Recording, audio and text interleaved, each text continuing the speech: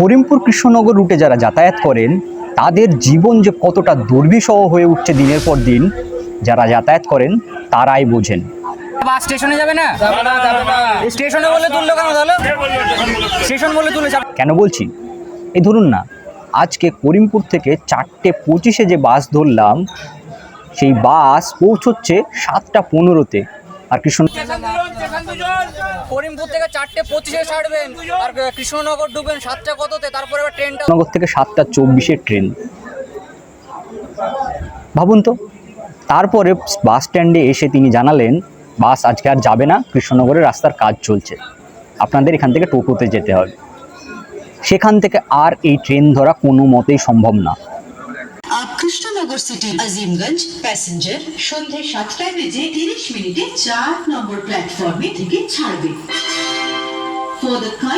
এটা একদিনের ঘটনা নয়। কোনোদিন স্টেশন বাস এলেও কোনোদিন 7:23, কোনোদিন 7:22, কোনোদিন 7:26, ট্রেন 7:24-এ থাকে। এই সমস্যায় দীর্ঘদিন আমরা ভুগছি।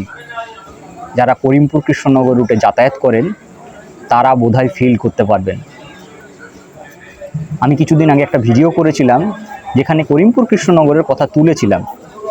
সেখানে অনেক মানুষ সাড়া দিয়েছিলেন, কিন্তু ওটা হয়তো সোশ্যাল মিডিয়া কেন্দ্রিক বিপ্লব হয়ে থেকে গেছে।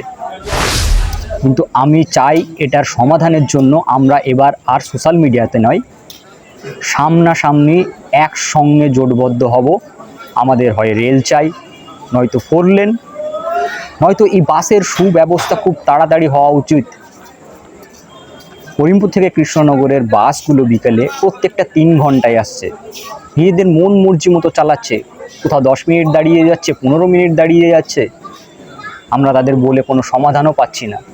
এই দেখুন না, আজকে 7:24 পাওয়ার কথা, কিন্তু স্টেশনে বসে আছে।